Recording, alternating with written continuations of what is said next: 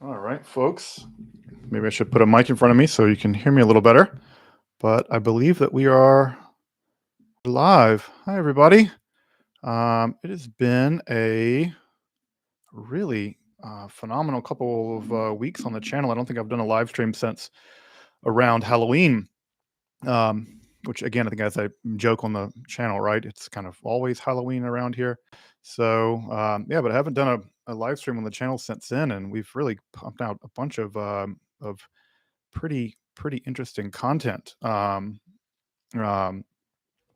thing, just like some really great stuff on Isaac Newton and his early alchemical work, which I'm really looking forward to getting more into Isaac Newton and his alchemical stuff. Also, some work we did a cool episode on the this little portable shrine that one can use in order to summon angels, which is pretty cool. The almondel, which I don't know for whatever reason, it just doesn't get the same coverage that the Goetia does. Everyone really likes the demons of the Goetia for whatever reason.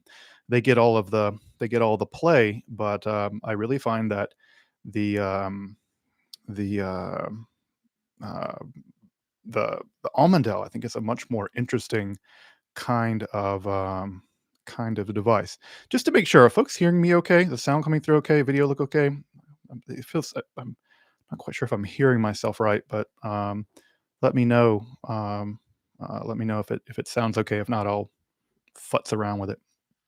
Um, Futzing around is a great term. Awesome. So good. I'm glad it sounds good. Great. Awesome. Well, wow, there's a lot of folks from all over. I'm just always so blown away that folks from New Zealand, Andrew from New Zealand, um, proud member of Angela's Symposium, Angela DePuca. I'm sure most folks know runs a fantastic channel over at Angela's Symposium, who I just adore her. She's amazing. Um, but yeah, Mexico. I see some folks from Mexico, New Zealand, Ireland. My goodness, man. Um, I can't even imagine what time it is in New Zealand. I imagine it's somehow like next Thursday in New Zealand. Um, so it's really great to have folks from all over. Um, but it's been great. It's been a really great couple of weeks over the channel. Just really getting some really fun content done, and I really hope you guys have been appreciating it. And yeah, of course, the big thing today. It's been a big week, which is hilarious because my partner and kiddos actually went to Philadelphia to kind of give me a break. I don't know how other people feel, but I desperately need alone time in order to like refresh myself every once in a while. And so they're actually in Philly. I'll be getting up at 4 in the morning to fly out to Philly to join them. And yeah, so I've had the week off, but I've also been wrapping up a lot of loose ends. And the big loose end that I've been wrapping up um, are these loose ends. Getting some of these rare books. I've been secretly plotting. It's taken me weeks and months actually to get some of these books in. These books are coming in all the way all over the world. I've had two from Germany, one from France, one from Great Britain, one from the United States. And so just really beginning the work of trying to get these rare books into the country and into my house to begin the process of making them available to you all. So this whole new Esoterica Ex Libris project, which has been in the works for a little while, it's finally got kicked off with only 5 books, but it's so difficult to pick these up, to even find them, much less make them available. So that's the one of the big news is this week, right? Is get this new whole project going with some of these rare books. Um, and I can talk a little bit about more about that project and kind of how I imagine it going if folks have questions about that. Um, and of course, the other big news that we'll be celebrating today is that the channel has reached 100,000 subscribers. We're now actually close to 110,000, and it's absolutely mind blowing that we've gotten to this point. So. Um, a little bit later on in the chat, sometime probably around 5, we'll probably go until 5:30 or so. Sometime around 5, we'll crack open the unbox the the play button, which is so weird to get a a trophy as an adult. So open up the play button, and then we'll have a toast with some pretty old absinthe that I'll talk about that I have sitting just right here. So I'll crack that open and really toast to all of y'all. It's really all of you that have made all this possible. So the toast will not be to me by any means, but absolutely to all of y'all who have made this possible. So, um, what else to say recently content wise? Yeah, just really trying to try to get out some content on some of this stuff that I think is really really fascinating. We have so much more content to come. Really going to try to keep up the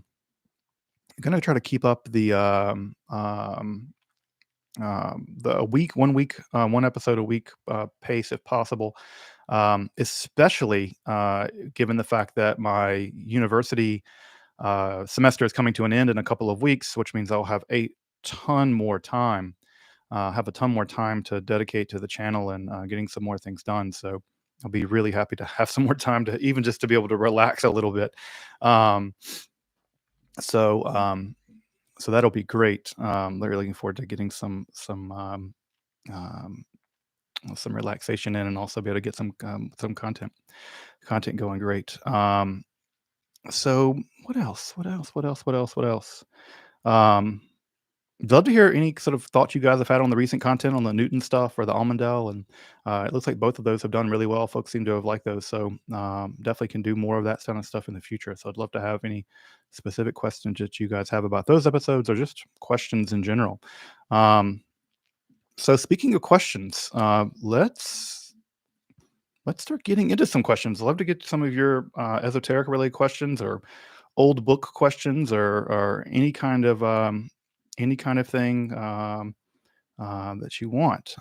So Meep Meep just dropped 5 pounds. Thank you. The silver play button will be melted down to create a good one. I would melt it down if I thought it was actually made of silver. I wonder what it's actually made of. I'm sure people do all kinds of weird things, and they cut them in half and do all kinds of fun things with them. So I'm not sure. Maybe I have to think of some fun alchemical thing to do to mine. I don't know, but that's a funny question. Um, yeah, I did know that Brian Johnson was also into RPG stuff, and it's funny because it's one of these things where I knew that in the back of my mind, and I did not ask him when we had the chance to chat about doing role playing game stuff. So it's kind of a world that I would like to get into when I have a little bit more time, is working more directly with some folks in the role playing game world, the D&D world, to create some content. And I've had a couple opportunities, and I just wasn't able to get the time together, unfortunately, to make it happen. But it really would be a lot of fun to um, to do some work on in the RPG world. I just like that world a lot, and Wizards of the Coast is always pumping out great content. Alana Alpert, Rabbi Alana Alpert, folks, my dear wife, I'm sure she hates being called that, is in the chat. So hey Dodie, tell the kiddos I said hi, and I will talk to them later on. So it's 92% nickel with a little zinc. Yeah, that sounds about right. I mean, it'd be funny if they sent out lead ones. Yeah, I bet the cost of shipping would go up dramatically. So so yeah, so let me scroll back up and grab some questions. Have I written any books myself, and where can I get them? I've not written any books myself. I've written dissertation, and degree and other kinds of things. I've just never had a big interest in writing a monograph. That's changing. I'm thinking about going into writing some monographs, but the question at this point is just getting time. It's getting time. Um, yeah, getting the time. So, yes, folks seeing Alana Alpert. That's Rabbi Alana Alpert in the chat. That is my better half. So, say hi to her. She's nice. And in Philly. So, what other history of science rationality things have a weird side? He really enjoyed the Descartes and the Newton. The truth of the matter is that they all have a weird side.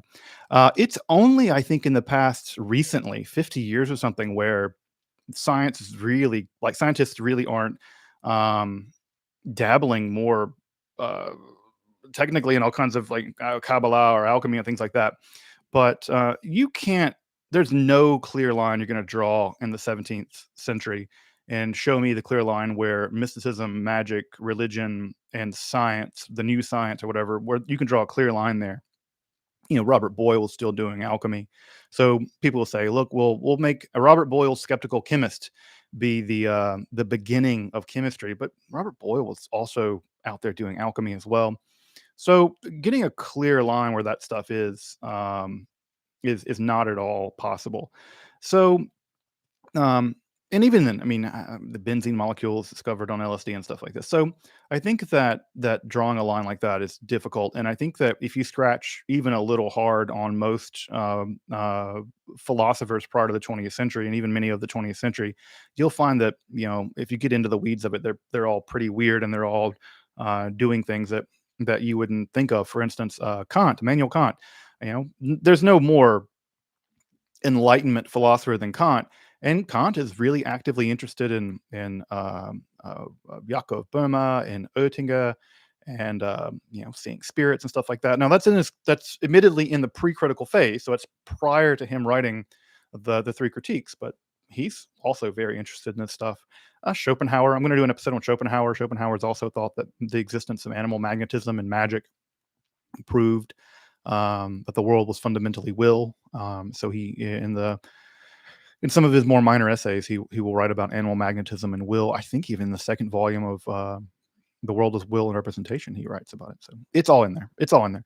So you could pick any of these philosophers, and you're going to get super weird stuff. Thomas Aquinas, right, wrote an entire book on spiritual creatures, which I'll cover at some point. So Thomas's book on spiritual creatures is really interesting because he's where he talks about the nature of angels and demons and things like that. So yeah, definitely going to get to more philosophers and their more eccentric side, the more esoteric, arcane side in the future. So don't worry about that. Definitely going to do that. Let me scroll back up and get some other questions from the more closer to the beginning, and I'll come back down. So how many languages do I know? I guess it depends on what you mean by know. Um, speaking languages, I can get by in a few. I can get by in a few. Um, and ancient languages, it's one of those things where, what does it mean to be fluent in Latin? Like, what does that even mean exactly? Um, can I crack open a copy of this Agrippa text and read it in Latin? Yeah, this Latin is relatively straightforward, relatively easy. But if you were to sit down and put something of Cicero in front of me, I would have it would be a slog.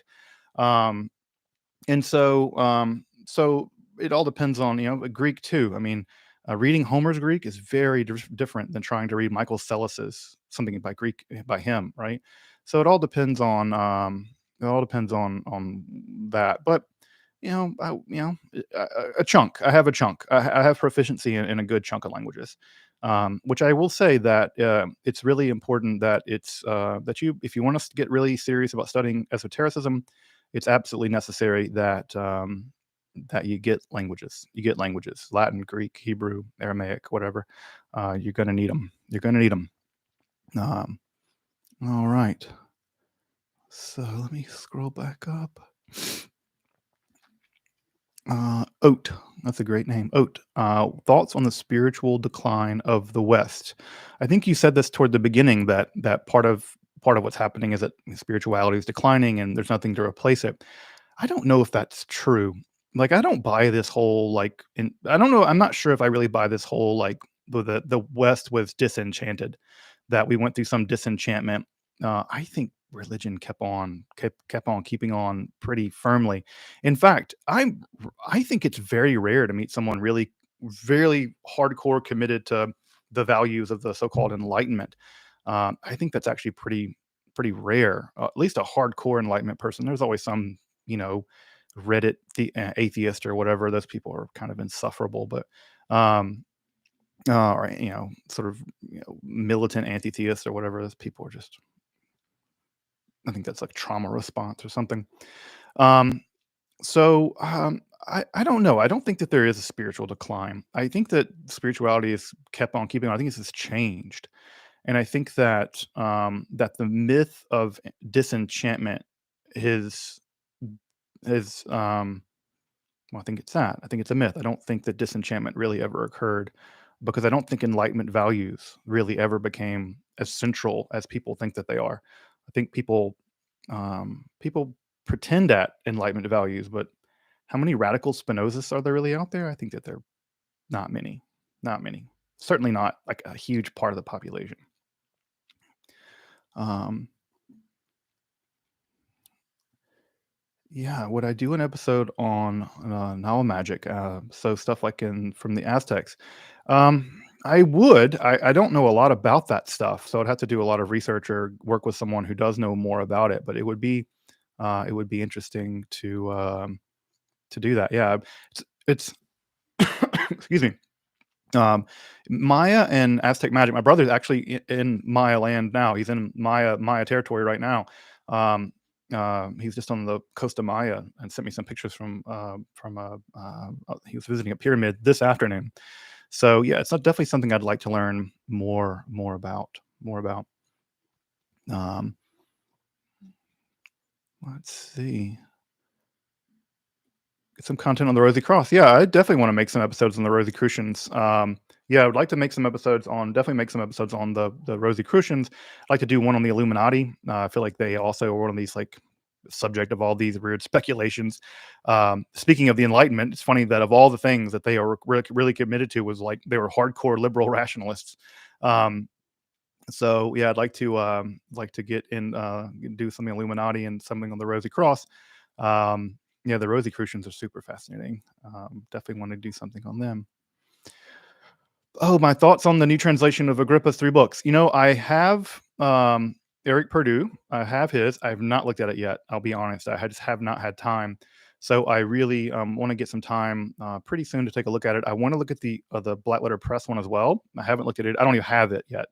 Um, so I definitely want to get to a position where I can take a look at both of them. I just sort of briefly flipped through the Purdue one, and one of the things I did appreciate is just flipping through it really briefly is his real attention to detail about where the old Freak translation just gets so much wrong and so much bad. And so I really appreciate the fact that he's gone through and pointed out the mistakes in the Freak translation and then translated them correctly better. So I'm looking forward to taking a look at the Purdue translation and the Black Letter Press one. So yeah, as soon as I get some time, I'm going to definitely crack them open and take a look at them. So all right, yeah. So you seem to believe in Judaism. You seem very invested in it, but you always seem to be a bit skeptical and believe things that are. Yeah, I have a complicated relationship to Judaism. I think most people have a complicated relationship to their religion, which means that I take my religion very, very seriously, but also I'm not going to let my religious beliefs get the better of my, critical thinking skills or common sense or, my commitment to historiography and things like that. So yeah, it's one of these things where I take it very seriously. At the same time, don't let a beard and a hat trick you into believing that I'm Haredi or orthodox or anything like that. It just sometimes a beard is just a beard. Um, but so no, I'm not. I'm not some really hyper orthodox person or things like that. But I will say that I would like to be more religious. I know that's a weird thing to say, but I do think, and I am looking forward to making efforts to be more observant, halachically, legally. So I do want to be the kind of person that is a bit more machmir, we would say, a little bit more strenuous about the religion. I don't know how I'm going to do that, but I want to do that. So it's a thing I'm committed to, at least intellectually. Just getting it done is more of a challenge. Um, Best recent black metal album. I subscribe to the YouTube channel Atmospheric Black Metal, and they just put black metal albums on there constantly. I'll have to say that the recently I've been listening to a lot more, um, like sort of kind of post goth synth stuff, like Kalen Mikla. It's an Icelandic band. I would say girl band, but I hate that they're not. I don't think they would identify that way. But they're an interesting combination of something that has a kind of spiritually, I don't know, has a kind of black metal feel to it, but is more synthy and stuff like that. So I've been more into like sort of dark synth stuff recently. Um, Although I will say the new Wolves in the Throne Room album is fantastic. If folks haven't heard it, it's really great. It's really great. Um, Let me keep scrolling down. Uh, what are my views on the nihilists? And am I a nihilist? The Russian nihilists, like what was his name? Basarov. Um, I think he said famously that he would trade all of Shakespeare for a shoe. Um, Something like that. No, I am definitely not a nihilist. Um, I think that the Russian nihilism was interesting. It's not my camp. I'm not in the anarchist camp. That's not my camp. But I think that Russian nihilism was really interesting. There's a great book. Was it? Maybe I'm thinking of Basarov from Turngenev's Father and Sons, which features a nihilist. Um, so that's a really great book, by the way, if you're interested in Russian literature or whatever. Um, all right. So yeah, yeah, but I'm not definitely not a nihilist. One can be a materialist, I think, and not be a nihilist. I'm all about values and all about, all about the truth. I never got down with this whole post-truth stuff. Postmodernism, and not interested in that. Jorge Abraham, have I ever been approached by a fiction writer for advice? Um, Yeah, a little bit. Yeah, I've had people reach out and ask questions about stuff to try to make maybe some historical fiction or something a bit more accurate, and um, even some folks in the filmmaking world I've talked to about sort of representing the occult in film a little better. Um, but um, but yeah, I mean, it's kind of a thing I'm interested in. Although I will say that I've gotten lots of comments on the channel actually of people who are writers or people who are working in RPG land, who are using content from Esoterica in their literature or art, which is very honoring to me. I feel deeply happy that folks find the content worthwhile to put into art or literature, or books and stories and things like that. So I will say that if you're a writer and you're using some of the content from Esoterica, write me into the background somewhere. Stick me in the background. That'd be great. Um, all right. Um, yeah, Lord Roku, I will totally agree with you. Koine is, memorizing all of the declensions and conjugations. Yeah, Hebrew is way easier than that. But I mean, with Hebrew, you just get the opposite problem. You just have to. It's all the Benjamin. It's all the conjugations you have to memorize, and how many obscure, pay lamed verbs or whatever do you have to? So it's it's the opposite problem in Hebrew, really. Although I will say that this is where I can get out of my pay grade because I'm not a Hebrew teacher. But I don't think you have to memorize all that stuff. How many times are you really going to see some subjunctive pay noon verb? It's so rare. You might see one in the wild in the crazy book of Job or something, but they're not as common as I think. Um, let's see. What is your opinion on Edgar Casey? I don't know much about Edgar Casey. He was a sleeping prophet, right? He had these sort of trance states and would see Atlantis and things like this. Um, I don't know much about him outside of that. But yeah, I don't. I know that he had that that going for him for a while, but I don't know much about him outside of that. I think I just remember seeing him on like 1970s In Search of with Leonard Nimoy talking about how the Bimini Wall or something may have been Atlantis or something like that. It's like the memories that conjure to mind. Um, um, is it true the Zohar? Is it true in the Zohar that saying the name of angels out loud will make them angry and make you go crazy? I don't think so. I said a lot of angels' names out loud from the Zohar. I don't think I'm crazy. I might be though. So I don't know. Your mileage may vary, but no, I've never had any problem with my sanity because of saying angel names out loud. Maybe problem with my sanity for other reasons, but I think me not going to the gym for the past month has had more of a negative impact on my mental health than studying esotericism or chanting names out loud. Um, let's see.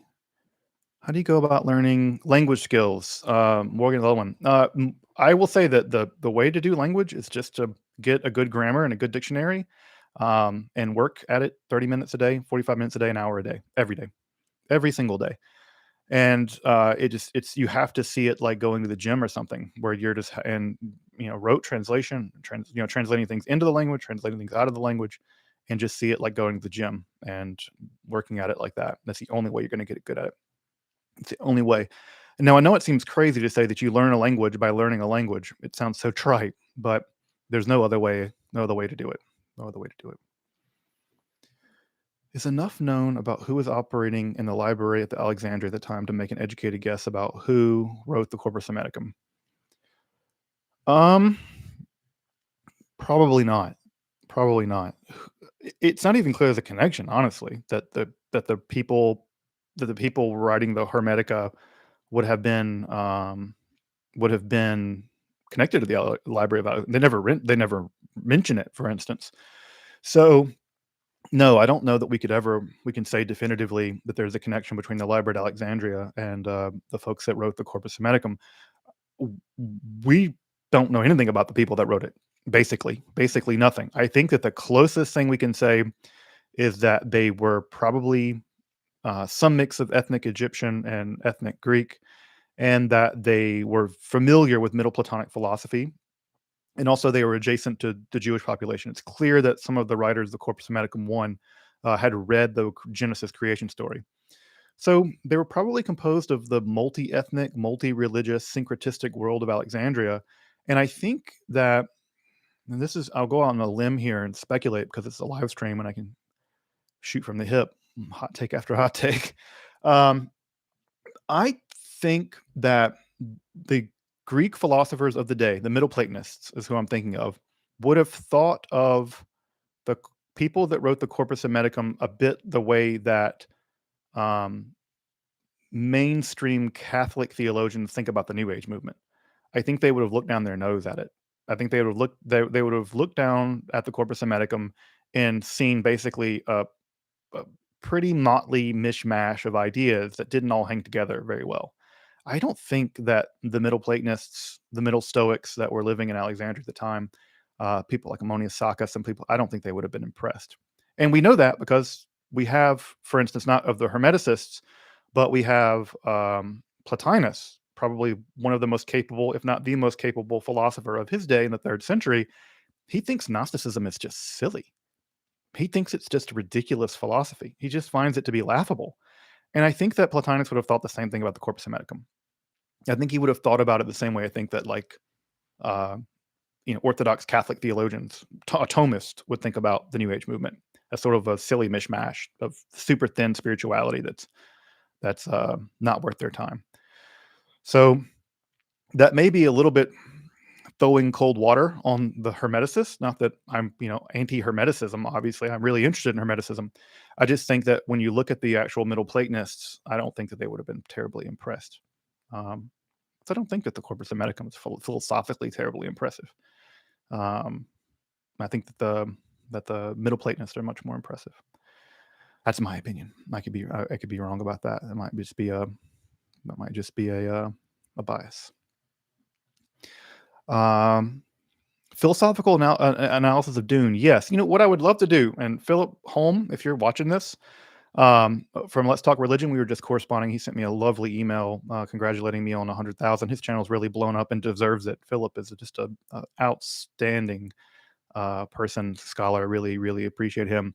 I would say that I'd love to work with Philip on that. So, Philip, if you're listening and you want to do a collab, we should do a collab on sort of elements from Dune, both the book and from the movie. I think that would be a really fun joint thing. Given Philip has such a prowess when it comes to issues in Islamic philosophy and Sufism and stuff, I think that would be great. So yeah, I'm all about that. The Dune life. The Dune life. Um, do I think that there's a particular language suited to mysticism? Apparently, German's pretty good at it. Um, or is mysticism a failure limited language? Yeah, I think that, and this is a topic that Zevi over at Seekers of Unity and I have talked about a good bit. Also, a great channel, Seekers of Unity. Zevi is just a fantastic guy. I really, really appreciate him. Um, Looking forward to meeting him in person, hopefully, God willing, in the next few months. Um, I don't. I think that you're right that that part of what makes mysticism is that it is inherently non-propositional, and insofar as it is inherently non-propositional, then no language is going to be any better, any worse at doing it than anything else, just because the whole rigmarole of mysticism is non-propositional in character. And insofar as it is non-propositional, every language is going to be equally bad at it or equally good at it. So I don't think that any language is going to be particularly well suited for doing um, for doing mysticism. Um,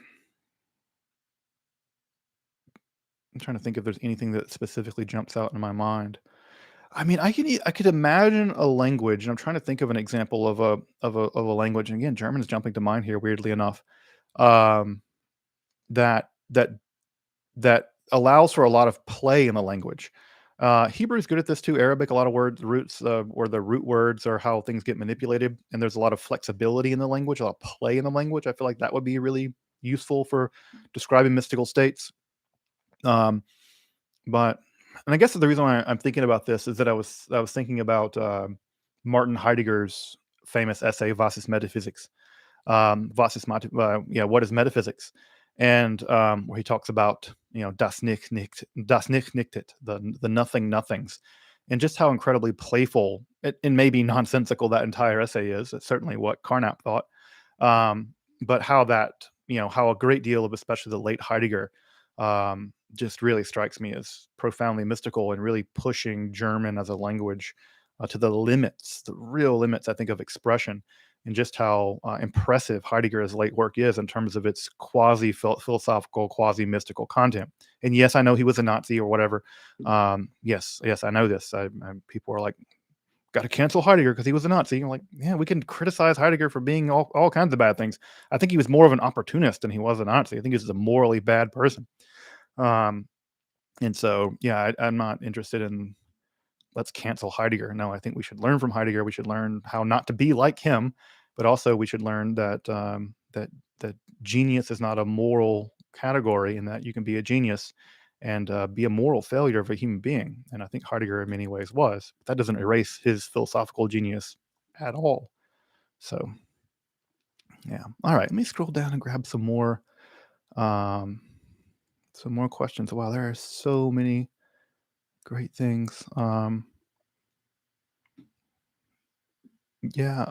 Yeah, I have the Irving Finkel book too, about ghosts. I'm actually gonna do some episodes on this, because I like to do ghost stuff around Christmas. It's like a thing, ghosts and Christmas. It's a thing. So yeah, I'm gonna be covering an ancient Egyptian ghost story for Christmas. So look forward to that. An ancient Egyptian ghost story. Um, um, yeah, it's kind of a neat story. We only have a fragment of it, sadly, but we have it in two manuscripts. So we'll take a look at an ancient Egyptian ghost story in just a little bit. Um, so Christos, is Platonism inherently dualistic? Yes. Yes, I think so. I think so. Neoplatonism, maybe not so much, maybe not hardcore dualistic, right? That, but I think that, yeah, Plato's a dualist. I think he's kind of on dualist in dualist camp. Um, but that's not weird. Like lots of people are dualists. I don't Dualism gets a bad rap. I'm not a dualist. But dualism gets a bad rap. I mean, Descartes was a dualist. Even Spinoza was a certain kind of qualified a dualist, at least from our perspective. We only experience the world as either substance or thought, or both substance and thought, and that's what we have. The two attributes of God we have access to. So, so there's that.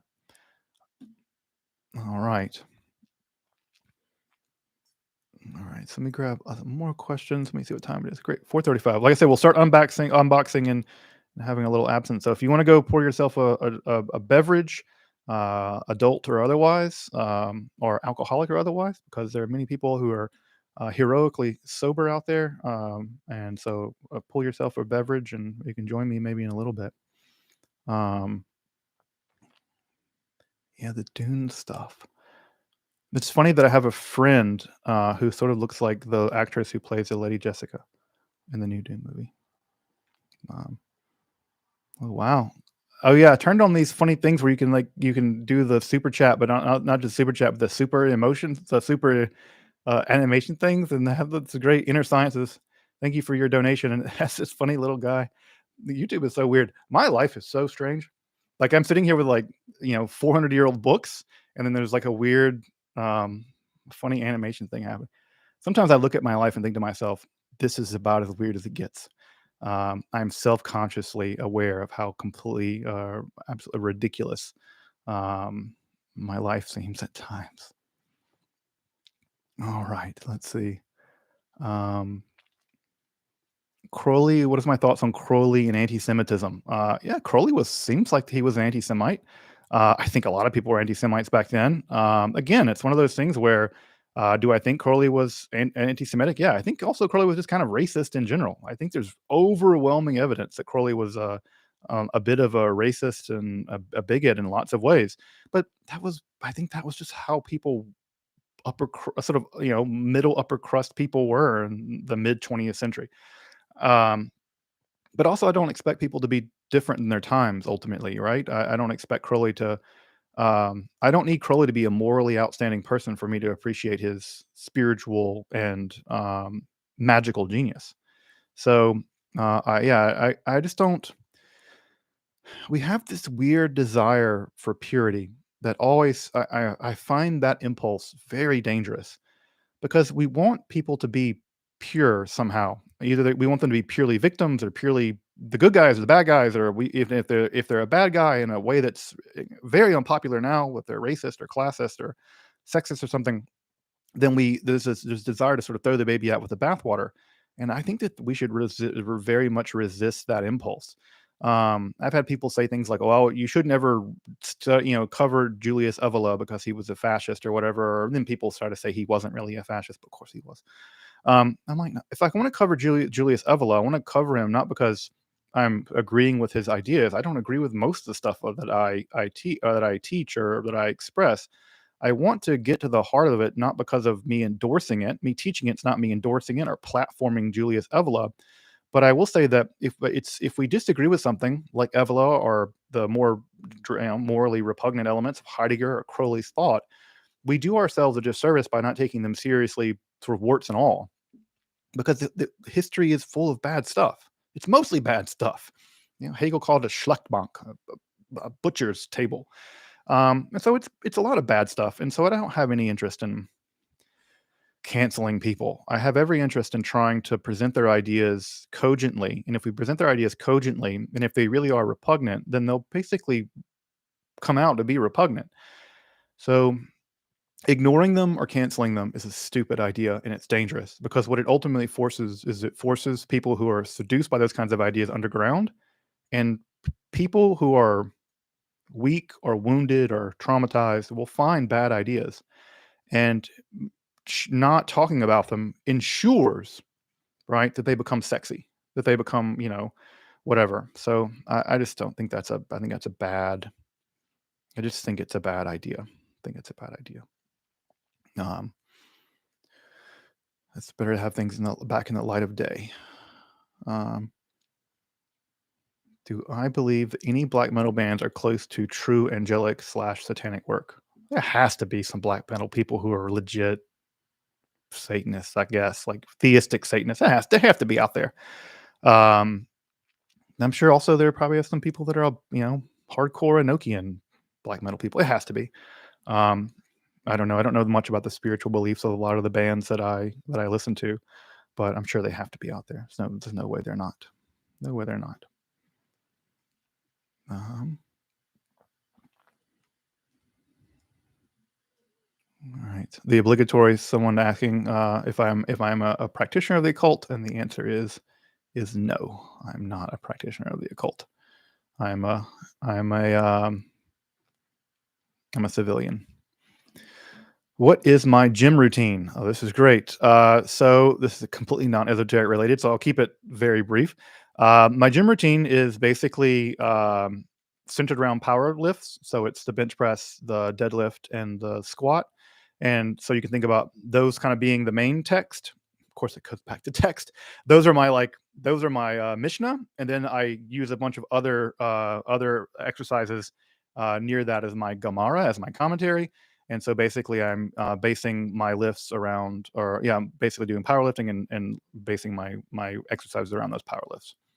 So the bench press, the squat, and the deadlift. Deadlifts will cut you out of wood.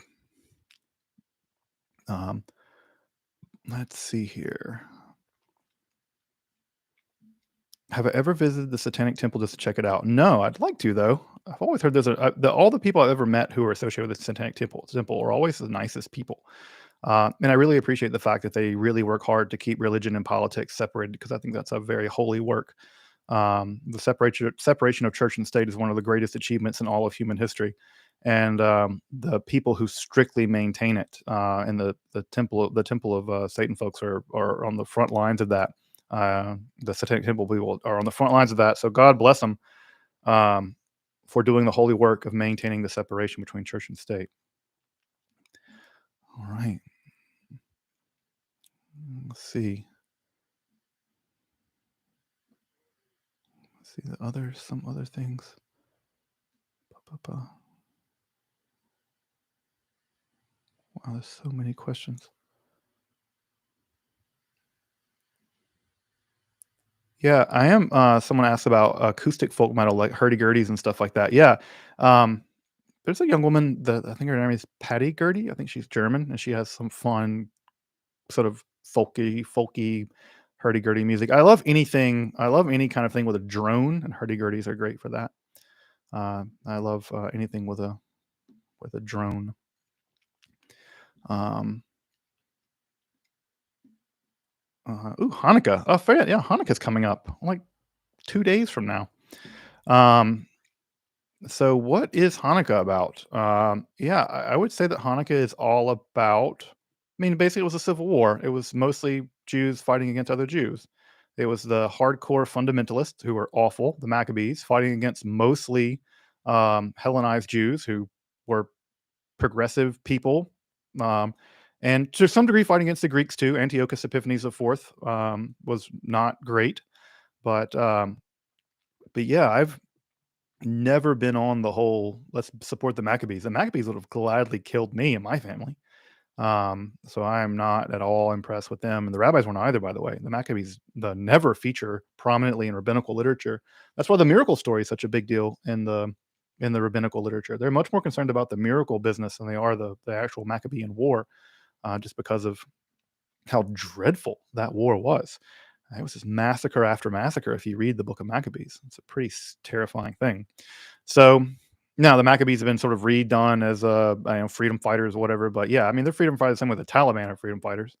So I'm not on Team Maccabees. Although ironically, the building that houses the philosophy department at the university that I teach at is called the Maccabees Building, and it is covered in all this Maccabean um, symbolism. And so the brother Maccabees, Judah and Jonathan, all this, they are like featured everywhere in the building's architecture and stuff. So I literally teach in a building called the Maccabees Building, which is hilarious.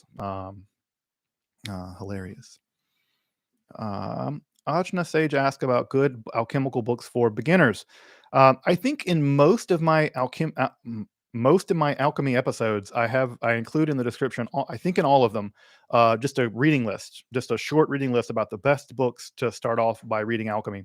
So, so if you want to get into alchemy, if you want to read some both primary and secondary literature that's very reliable about alchemy, you can typically find some lists of that stuff in my alchemy episode videos. All right. Um, Yeah, I mean, the Hanukkah stuff like, in Israeli, politics, I mean, everybody wants to, same with, the same thing happened with Bar Kokhba, right? Bar Kokhba was everyone wanted to get, Bar Kokhba, and then you realize, oh, yeah, Bar Kokhba led them into a disastrous rebellion against the Romans that basically led to the genocide of the Jewish people. Um, and so, Bar Kokhba is also undergoing, I think, a significant amount of revisionism in the past 30 years. So, yeah, Bar Kokhba and the Maccabees, I think, again, history doesn't give us clean stories. It gives us a mess. And these guys are messy. They're both messy. Um, do I think the miracle of the menorah happened? I mean, I don't think miracles happen in general, but clearly they got that oil. They got the oil. Um, they got the oil. Yeah, some other folks know about the hurdy-gurdy. That's great stuff. Um, let's see. Yeah, would I ever consider talking about modern occultism and authors on your channel? Eventually, and I think I've said this before in some other live streams that I'm interested in talking about modern people, but I think, and I'd be interested to hear what you all think. But my suspicion is that modern people get a lot of screen time already. The amount of Aleister Crowley stuff out there, it's plenty. Aleister Crowley is way overrepresented. The amount of other content on modern folks, is I think that they are, Israel Regardie and other kinds of folks. I think that they're very well represented in the content creation world. Um, and so I'd rather focus my attention on the stuff that isn't covered at all, basically. And so by, I think, trying to cover some of that stuff as opposed to focusing on, doing an episode on Anton LaVey or something, that I can focus in on things that people have basically very little knowledge of, if any knowledge at all. And I'd much rather spend my energy filling in those gaps than adding to the heaping on to, you know to to what's been out there with, again, Aleister Crowley or whatever. So, now there are some more obscure people from modernity or recent contemporary times that I'm interested in. Spar comes to mind, also on Spar. Uh, but there are more capable people out there like Angela Puka, who can do chaos magic stuff, who can cover chaos magic. And so I let them do that. They'll do a better job than I would. And I'd rather let them just have them do it because they'll do a better job than me. It's more of their specialization. But maybe I can cover some of the more obscure folks. Like, I mean, not even Osman Spar is that obscure at this point. Although I think he's more celebrated than known, frankly. But I'll be doing an episode about him at some point soon. Not sure when. Um, all right, let me go to Nathaniel Payan. Thank you. What do you think of technostics? Yeah, I'm this. I think that, speaking of Angela Puka, I think she did an episode about this. I can't say that I'm terribly well read on that material. The Psychonaut Field Manual. I don't have any. I just haven't read it, so I don't know much about the technostics or that world. It's just not a world I have much access to in terms of knowledge or opinion. So um, I hate to venture an opinion when I'm not educated enough to have one. So sorry for the lack of an answer. But yeah, I don't know what much about that. What do I think of ancient astronaut theories? I think that they're false. I think they're false and probably racist. Um, they're false and almost certainly also racist. So yeah, I'm not sold on ancient astronauts or the idea that civilizations existed prior to the ones that we know of, and things like that. So um, yeah, I don't think that's true. Um, what do I think about panpsychism? This is an interesting question, because oh, what's his name? He's a super famous philosopher. Wrote a book on panpsychism recently, or published a book on panas. He did the same guy, I think, that do the what it's like to be a bat. I can't remember his name now. Um, I think I'm skeptical of panpsychism because, well, for lots of reasons, but I'll give one reason why I'm very skeptical of the possibility of Well, I'll give two. of why I'm skeptical of panpsychism. One, I'm just skeptical consciousness exists. I just don't really think consciousness is real. I think it is a kind of a biological illusion that we suffer under throughout the duration of our organic existence. But I think that just because we endure this prolonged delusion, that means that consciousness is a real thing. I don't think that those two things follow from each other. So one, I'm kind of an eliminativist about consciousness in general. I'm much more close to Daniel Dennett or the Churchlands when it comes to thinking about consciousness. And two, for panpsychism to work, you would need things that it would mean that the fundamental particles of the universe, right, muons, gluons, quarks, or whatever, they would need to have some kind of internal parts capable of producing consciousness, or they would have to be inherently substantially conscious. That is to say, whatever a muon is, or whatever a pion is, that those fundamental particles will have to be capable of either having the quality of being conscious, or they would have to have internal parts that will give rise to consciousness. For instance, we have neurons and whatever, glial cells and phosphate pumps or whatever, and those give rise to consciousness, so called in us. Well, they're really complex. That's a really complex state of affairs. Our brain is more complex than the sun or whatever. And so, insofar as our brain is made up of really complex things, it can give rise to at least a consciousness or the illusion of consciousness or whatever, however how you want to put it. The problem is that the fundamental particles of the universe don't have internal parts, so far as we can tell, right? They can decay down into things, but that's not really them decaying into smaller things. Um, but muons aren't made up of anything smaller. Quarks aren't made up of anything smaller. And because they don't seem to be made up of anything smaller, they can't they can't have an internal structure that could give rise to consciousness. Ergo, the entire structure couldn't be conscious, I don't think. So I'm pretty skeptical that panpsychism would work, just because I just don't think that the fundamental building blocks of the universe, so far as we understand them, are capable of consciousness at all. I'm not sure that we are either, frankly. So that's my skepticism about panpsychism. So my dual skepticism is I'm just skeptical about the existence of consciousness from a philosophical point of view, which I know is controversial, but also I'm just skeptical that the physical nature of what I know about the universe would give rise to consciousness. So that opinion is going to be unpopular. I already know that. I think that people in general find my ideas about consciousness to be they don't like them. No one seems to. I seem to be very alone in my skepticism when it comes to consciousness, at least in the circles that the esoterical world circles.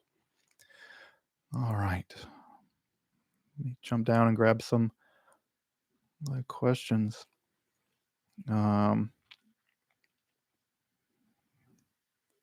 Wow, 246 people in the chat. That's a lot of people watching. Hi, everybody.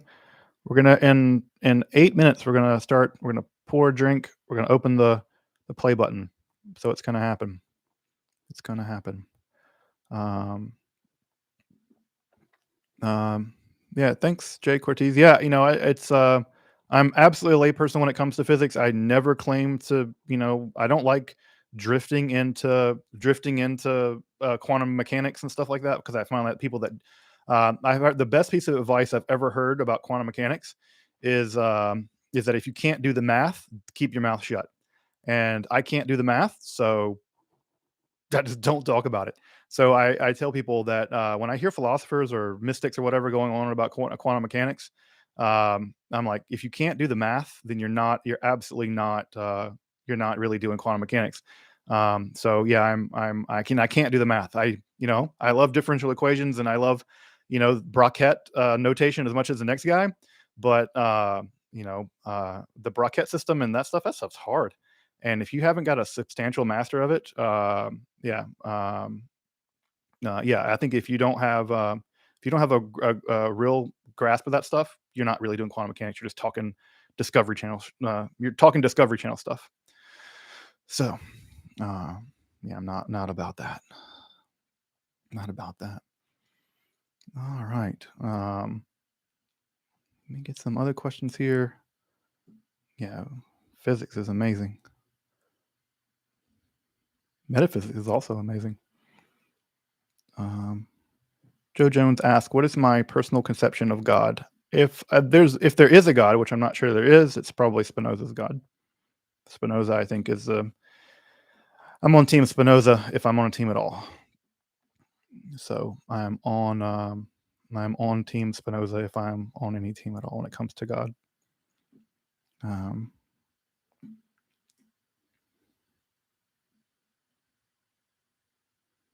oh wow, someone just gave. Wow, so Julia and Saber, thank you so much for your donations. My goodness, wow. Um, Thank you so much. That's very kind. Yeah, wow, $100, man. Thank you so much. You know, it's I'll give a lot of thanks at the end, so stick around, folks, for the thanks at the end. But wow, thank you so much. Um, Julia, do you think that the Leningrad Codex is a good place to start studying the Old Testament? I guess it depends on what you mean by studying the Old Testament. You mean like studying the Hebrew text, or studying it from a paleographic point of view, or studying it from a linguistic point of view? Because you can there are the Leningrad Codex is beautiful, but and it's important. Obviously, it and the Aleppo Codex are very important historically. But you could pick up a copy of the Biblia Quinta or the Biblia Hebraicus Stogartensia, which I think is outdated now. Um, but they would also have the critical apparatus that would show you all the differences from the codicological and papyrological point of view. I love the word codicological. That's a great word to say. All right, let me thoughts on Deleuze. Jakob, thoughts on Deleuze. I have two copies. I think I mentioned it in the what's it called, the shelf tour. Um, I have two copies of Anti-Oedipus here. I this is going to sound really obnoxious. There's no reason to read Anti-Oedipus unless you have a beef with Lacan. Basically, unless unless you're really up on Lacan and you have a beef with Lacan's theory of desire, there's no reason to read Anti-Oedipus, because that's all it is. It's an attack on Lacan's theory of desire. So if you don't have a dog in that fight, don't torture yourself reading that stuff. I have no idea why graduate students, especially in North America and like the United States, they feel the need to read Deleuze and Guattari, and especially Anti-Oedipus. And there's this weird like merit badge they think you're going to get, your Deleuze and Guattari merit badge. But at the end of the day, unless you're really in the 1960s world of debating about the psychoanalytic theories, the structural psychoanalytic theories of Lacan, you're just beating your head on the wall. All right, you're just beating your head on the wall. So I have no reason. Now, if you do have a beef, if you do understand Lacan and you do have a beef about him, then great. Then Anti-Oedipus is one way in. But I find that people read that book, they feel like it's some hoop they need to jump through to do continental philosophy, but you don't. I don't know. I mean, I like Deleuze. In fact, I like the Deleuze that isn't Guattari, and I typically like the Guattari that isn't with Deleuze. And that might sound crazy, but it's true. I like Guattari's work. I like Deleuze's work. Difference and Repetition is a book of profound genius. Profound genius. Anti-Oedipus, I don't think people just beat themselves up about it. I don't understand why people feel the need to study that book. Am I a Freemason? I am not a Freemason, but all the Freemasons that I've ever met have been awesome stand-up people. I have a ton of respect for all the Freemasons I've ever met. They've just been really fine people. So I'm not a Freemason, but I have a lot of respect for both the Freemasons that I've met, and also the history of Freemasonry. I think that liberal democracy is great, and our liberal democracy is an important step in human history, and the Freemasonry is a huge part of that. Was a huge part of developing that process. Let's see. Am I religious? Kind of. Yes. Kind of.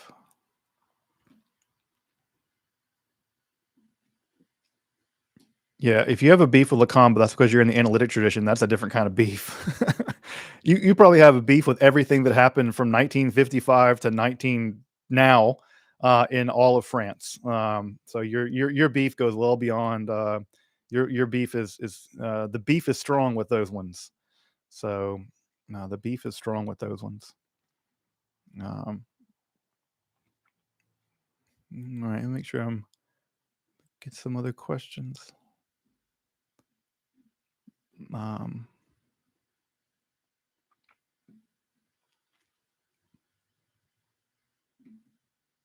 let's see.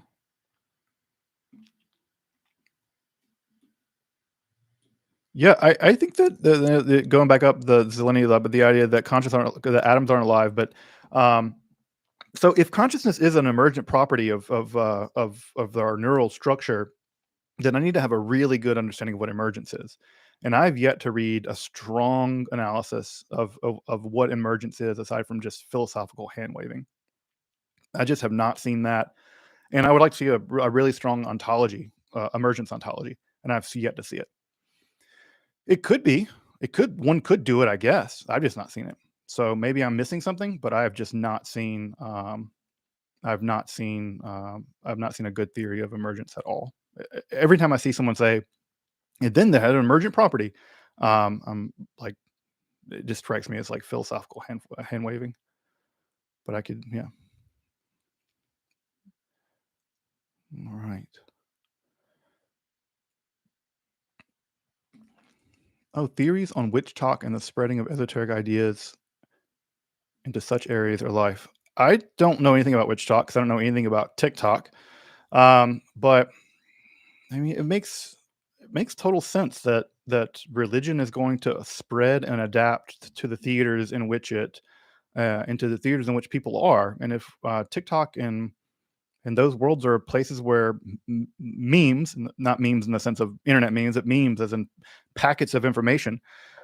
Insofar as those packets of information are making their way in there, religion's going to go in there.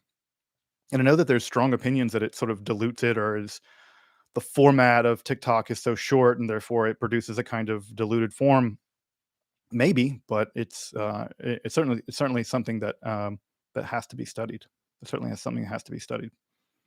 Um, but yeah, yeah, Dionysius the Areopagite. I'm going to do an episode about him. I think he's super important. Um, so-called Pseudo Dionysius is a decisively important character in the history of the development of Western esotericism, who I think is simultaneously over and underappreciated. So he's someone I really want to get at a good bit more. Pseudo Dionysius and I'll also do some stuff on Joachim Fior, who I can team up with maybe with Dan Futrell, Dana Trail rather, and get to do some of that stuff. All right, folks. I'm going to scroll down to the bottom of the chat, but let's pour a toast and let's open up this play button, right? This play button, because the sun is going down. I'd like to get off the live stream at probably at 5:30, just because I want to be just a little observant of Shabbat. But let's do it. Thoughts on the Mutus Liber? I have it, and I have the Mutus Liber, and I also have Adam McLean's commentary on it. So I want to look at both of those. So absolutely, I'm interested in looking at that. So all right, let me move some of this stuff out of the way so I can. When am I going to do a Bataille video? At some point, I want to do an episode on at least probably a short episode on Bataille's Gnosticism and Base Materialism, which is a great little essay, both great and little. So I want to do something on it as well. Let me move some of these books out of the way, and let me pour some absinthe. So I have I like this absinthe glass. This is a really great cool absinthe glass. I love how round and I'm terrible with language today. How big it is, so it really allows for a very powerful aroma. So the absinthe I'll be pouring tonight is a little bit of a sample I have from a bottle that I opened a little while ago. This absinthe is 120 years old. The reason why it's not in the original bottle is because As you might imagine, when you begin pouring liquor out of a bottle, the more air gets in there, the more it oxidizes, and so the more you can reduce that space, the better. Yeah, it does like a bottle of medicine. It is medicine. So that's why it's in this bottle and not in the original absinthe bottle, just because. And then when it gets down to about halfway, probably after here, I'll decant this into an even smaller bottle, just to prevent that from oxidizing more. All right. Yeah, folks say it looks like a medicine. It looks like I'm like drinking ether or something. That would be real bad. Chloroform, just pass out on the live stream. Um, all right, folks. So 120-year-old absinthe right there. Let's pour some cold water in and let's have a drink and have a toast.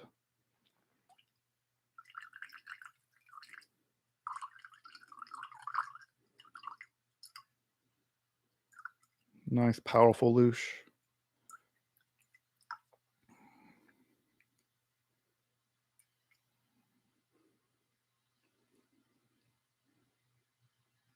Here we are, almost.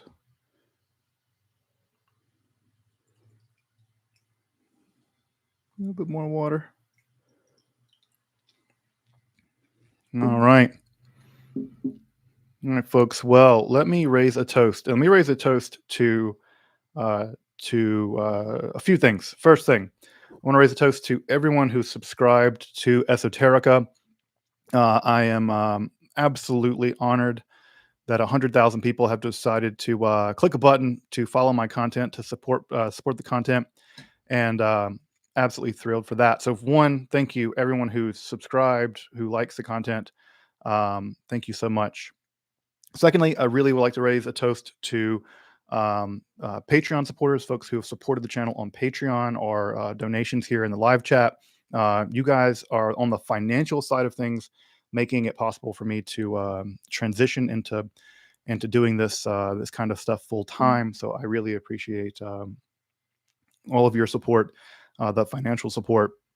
And lastly, just like to say a deep appreciation to my family who has been incredibly understanding of the process of going through and making the channel, making it work. So to my partner, Rabbi Alana Alpert, to my sister-in-law, Adina, who's been living with us and has just recently moved out. Very sad about that because she's amazing.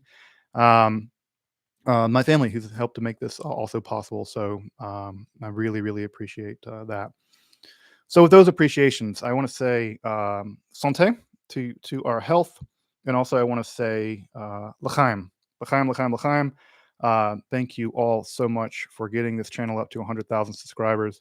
Um, may we reach 200,000 and a million eventually. So salud, l'chaim, nastorovia, all the things. Slancha.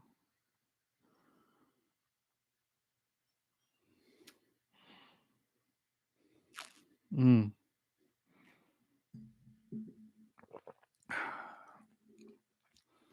That's fantastic. Just amazing. Just amazing. Oh, yeah, fantastic beverage. I'm always just bowled over by how amazing vintage absinthe is. All right, folks, time to open the play button. What else better could I use to open the play button than with a replica Roman dagger? Why not? Why not? Replica Roman dagger. So let's do this. We're gonna be real normie. I think I just saw Philip in the chat. Hey, Philip, buddy, I really, really appreciate all of your support. So here we have it, folks. Here we have this ridiculous trophy that YouTube has sent me, but really sent y'all. It's really this is really for everyone who's subscribed, everyone who's helped to make this channel work. So let's do it. Let's see if I can film this. I feel like I'm super normie now. I feel like I would be like a just like a normie channel. Like I'm gonna do something really normie, but we had to make it weird, right? It's like, why not open it in a weird way? So let's do it. All right. I'm gonna like stab my eye out. Okay, this is not gonna work. I'm not gonna be able to open it like that. All right. It'll kill Caesar. It should open up a YouTube box. All right, there we go. Come on. Need to sharpen this thing more. All right, there's that one. Then one more. We can dive into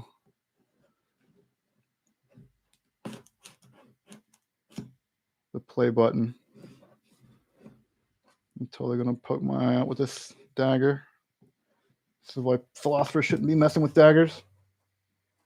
You poke your eye out. There we go. Futzing around with this thing. All right.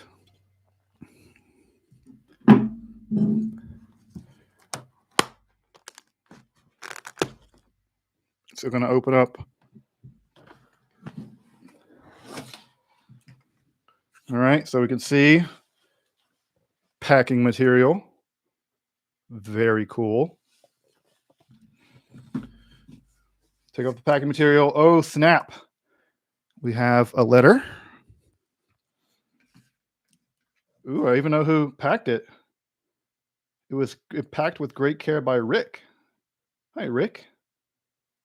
All right. If I have any problems, I'll let Rick know. All right. So I have a letter. I'll read the letter. Let me read the letter first, then we'll get to the actual award. So I have a letter from YouTube. Oh, wow, and some other donations are coming in. Thanks, folks. All right. Take a little bit more absinthe. All that dagger stuff may stress me out.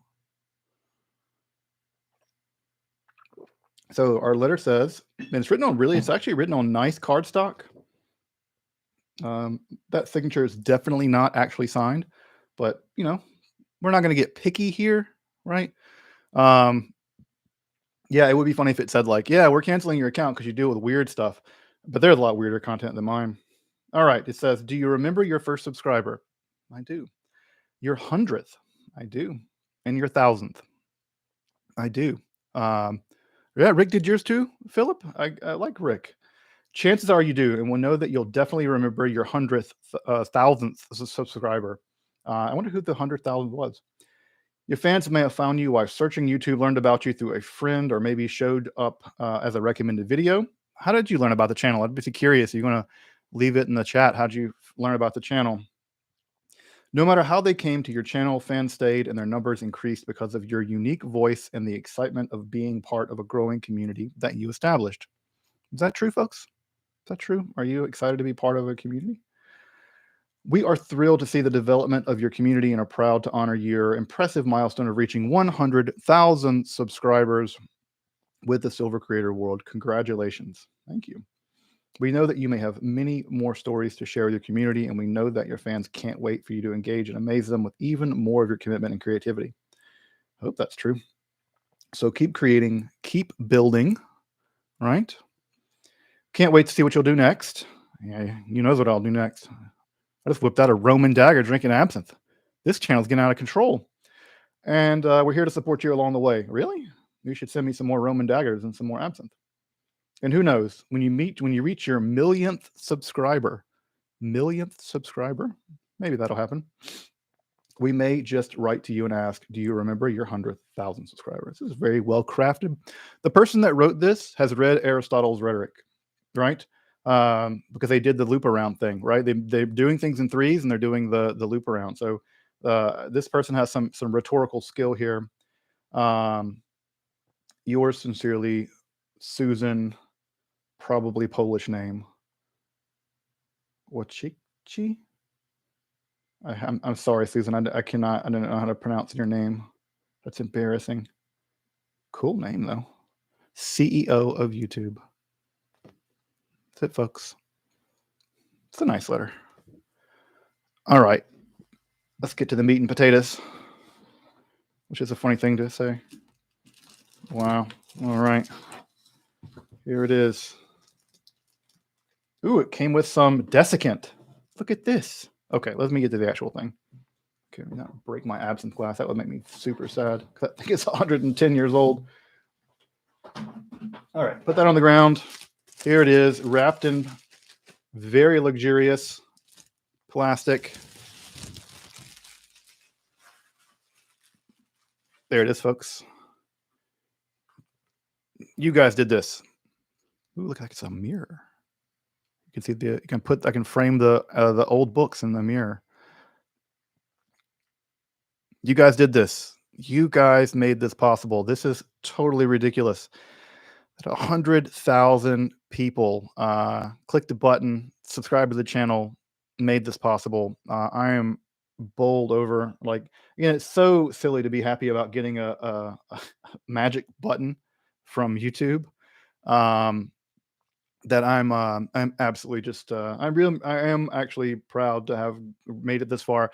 When I really started planning this channel, I thought if I got to 5,000 subscribers and in in a year or 2 years, I would be just bowled over. But the idea that we've gotten to 100,000 in less than 2 years, a year and a half, I'm just really I have a lot of gratitude for the folks that watch the channel and support me, and just have a deep sense of gratitude. So thank you all so much. It is a mirror. That's weird. I'm looking at myself. Um, you could use it for a scrying mirror. I'm not going to do that, but you could use it for a scrying mirror. I could get over Kelly and we could talk to some angels. So, Esoterica, 100,000 subscribers, folks. And look, also it comes, like I said, it came with some desiccant. It came with some desiccant. So yeah, I'm gonna put this somewhere in the. I think that it's like YouTube Minhag, YouTube custom, to place this somewhere in the in the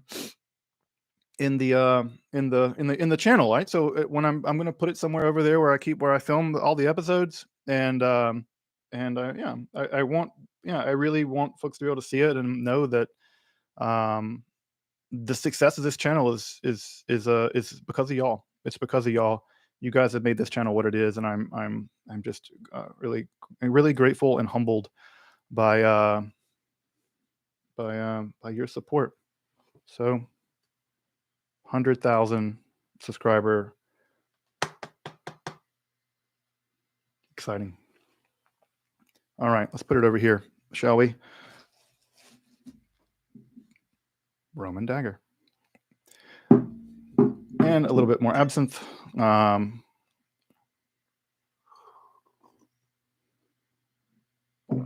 Absinthe is so good. All right. Oh, man.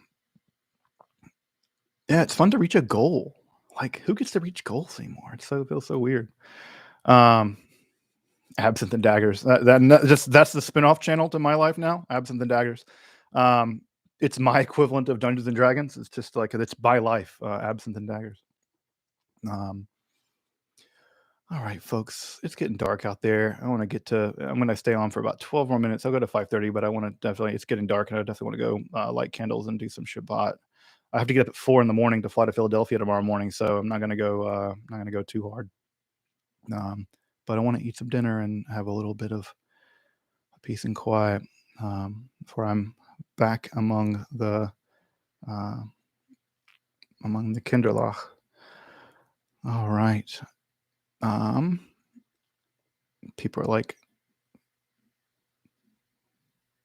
I'm just reading through where folks learned about the channel. That's so amazing that folks found it just sort of accidentally. Rick told me about you. Oh, Chris Brennan. What a nice guy he is. Chris Brennan is just super kind. Right? A lot of folks learned from all kinds of places. Some Michigan folks in the room. Excellent. All right. Let's see. All right, folks. Well, I have a little bit of time. I got 10 minutes left, and I always love hanging out with y'all. Part of what I love about doing this channel is that I get to meet such cool people, and You can do these live streams and just hang out with folks that are super smart. Um, yeah, I got to talk to the guy at Foolish Fish. I really, really, really like him. Do you ever just see someone on YouTube that you know in person is just a really great, nice person? You're just like there's no doubt that he's just a really kind person. The guy from Foolish Fish absolutely strikes me as just a person who I would just want to sit down with and just like eat some dinner with and just like chat. He just a really great impression for him. I'd really be great to do do a collaboration with him about some book stuff. We have a shared love of books, um, so it'd be really awesome to do some kind of collaborative thing with him. I just really appreciate his content. Um, yeah, I think we share a lot of the same viewership. I think a lot of folks who like Foolish Fish will also like Esoterica. So I think again another good reason why we should work together. Um, yeah, the virtue of scholarship. That's interesting. Um, oh, Oscar, you're asking about the Christian Necromantic Underground. Ironically, coincidentally, I should not use ironically incorrectly. Coincidentally, I am doing an episode on it next week. That is the episode for next week. I will be doing an episode on that's framed around the 1398 condemnation of sorcery at the University of Paris, and I'll be talking about the clerical necromantic underground. So that's next week, folks. That's next week. That is next week. The value of scholarship, the virtue of scholarship. I think this is a really interesting question. I'll maybe say just a little bit about it before I wrap up. Scholarship is a duty that one has. For me, I'll talk to me. I'll say I'll speak for myself. I feel that I'm a public servant. That I've had the great luck, and I've worked hard. It's not just luck; it's also hard work. But I've done the hard work. But I've had the chances in my life to learn about things that the vast majority of human beings never have and maybe never will. Because I've had that great luck, and because I've had that opportunity, that imposes upon me a sacred duty to give it back. To give it back as big as I can, to give it back as widely as I can, and to give it back as cheaply as I can. Which is to say that I've had the blessing to learn what I've learned. I've had the blessing to have the time to learn to read these books. I've had the blessing to learn to study all this stuff. And that scholarship means that it doesn't mean that I'm better than anyone by any stretch of the imagination. What it means is that I've taken on a sacred yoke, a sacred duty. And that sacred duty is to make my scholarship, what I've had the chance to do in my life, available to anybody who wants it. And I am incredibly thankful that I have YouTube. And it sounds so silly, but it is amazing that I have YouTube because I can turn a camera on and I can put my scholarship out there. And that means that, I have a duty and an obligation as a public servant to make it available to anyone who can do it. And it's a fantastic thing to be able to teach outside of the university so that no one has to sign up for a class, no one has to pay $1 to learn from me, and that I can produce this content in a way that is accessible to anyone with an internet connection. And so because I'm able to do that, that allows me to perform that sacred duty of providing educational content. And that is that's my vocation. That's my life's work. That's what I feel like I'm here to do. It's what makes me the most happy. It's what gives me the most joy. It's what makes me feel like I'm living a life that's full and rich and deep and loving and caring. That I am able to, you know, and again, it sounds silly to make YouTube videos. Yeah, but not make YouTube videos, produce content, scholarly, rigorous content on some of the most obscure things in human history. Because obscurity doesn't mean that it doesn't mean that it should be relegated to the past or that no one should know it. It's even more of a reason why we should pay attention to it and learn about it, learn from it. And so um, I think the virtue of scholarship is not in the scholarship itself. That is a mistake a lot of academics make. They think that if you get inside the ivory tower, if you get that tenure track job, and once you get that tenure track job, and once you've landed, then now the virtue is now that you can pump your ego and publish in your obscure journals and all that stuff. That is a shill game, folks. That's a shill game. That's moving things around to make a bunch of people who don't really care about you impressed with how obscure stuff you know and whatever obscure journals you publish in. And I'm not opposed to publishing obscure journals, but when you think that that's the long and when you think that's the end all be all of what the duty of an academic is, the duty of a scholar is, then you have betrayed the sacred duty of being a scholar. Because the sacred duty of being a scholar is not to shill game, impress other ivory tower academics, and it is not to you climb the academic ladder and become dean of your department or whatever. Your sacred duty is, and you only can discharge that duty by making what you've learned as accessible to whoever wants to learn it, the better. And it's then and only then that you've begun to discharge your sacred duty of being a scholar. So that said, folks, I am honored and grateful and thankful that you give me the platform, you give me the ability to discharge that sacred honor of being able to provide learning opportunities both with you and for you and through you and with you. And I'm so deeply thankful for folks that support me on Patreon, the folks that support me here, the folks that just watch the content. So, um, so again, my thanks goes to y'all, right? It goes to y'all because that I get to reach people and provide this content, and the ability to do that makes me just incredibly grateful, incredibly thankful. So yeah, I really mean it. I absolutely really mean it that I feel incredibly lucky to be able to do this work. And as silly as it feels sometimes sitting in front of a camera talking to nobody, I'm absolutely glad that I know that beyond that camera there is an audience, and that you guys take me seriously when you're looking at the content, but also you're perfectly happy to be like, this is a weirdo dude drinking green booze, opening a trophy with a replica Roman dagger.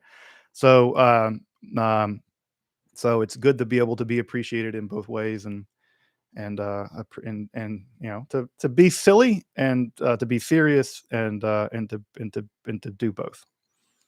So, all right, let me check the time. I have 3 more minutes. Take a little bit more absinthe here. All right. Well, folks, we're just getting warmed up. I mean, we're 100,000 subscribers in. I really feel like I'm just getting warmed up. I feel like I'm really just getting a stride. I'm also really feeling like I'm getting a read on my audience, on y'all, and sort of what kinds of stuff you want to hear, but also, where you can be pushed, and where there, maybe I can, show you some stuff that you're really interested in X, and maybe you don't know about Y, and we can always do both. I try to always include stuff that's I think will be popular, right, and also stuff that, like, this is some pretty obscure stuff. So, yeah, 100,000 subscribers in the first year and a half for content that is damn weird. So I'm super thankful that we were able to reach this milestone, and I think we'll keep climbing and keep doing and keep making at least the best content I can. I want to try to do a couple things that are a little bit more aesthetic. I don't know what folks think about that. I'm kind of interested in trying to make the videos a little bit more aesthetic. Not so much just straightforward me talking at a camera and showing you stuff, but maybe a little bit more aesthetic in the sense of like framing some stuff and things like that. So we'll see. I mean, I don't know much about that, but maybe I can learn from somebody how to do it. But that said, folks, I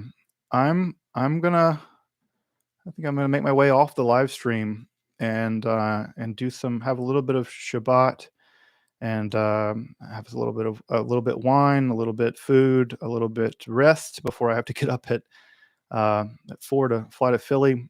But yeah, I think I'm going to do that. But thanks for hanging out with me. Thanks for making this channel a success. I'm so happy to be able to work with y'all to make this channel a success, that I can produce content, and that, we can have fun together and learn together.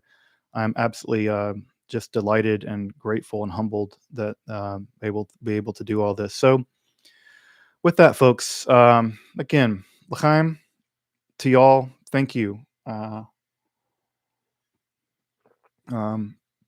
yeah, I want to wish everyone a good Shabbos. It's already Shabbat. I should not be on right now.